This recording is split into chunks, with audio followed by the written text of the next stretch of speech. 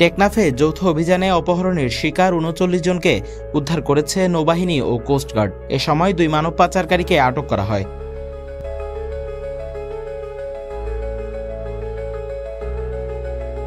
বৃহস্পতিবার ২রা অক্টোবর দিবাগত রাতে টেকনাফ উপজেলার বাহারছড়া ইউনিয়নের কচ্ছপিয়া পাহাড়ে অভিযান চালায় নৌবাহিনীর বিশেষায়িত ফোর্স, সোয়ার্ডস ও কোস্টগার্ড।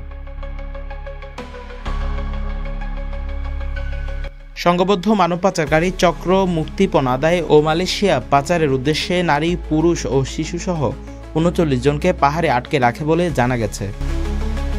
অভিযান চলাকালে পাচারকারীরা পালানোর চেষ্টা করলে ২ জনকে আটক করা হয়। পরে চিরুনি অভিযানে ১৮ রোহিঙ্গা নারী, ১১ রোহিঙ্গা পুরুষ, ৮ রোহিঙ্গা শিশু এবং ২ জন বাঙালি পুরুষ সহ মোট ৩৯ জনকে উদ্ধার করা হয়।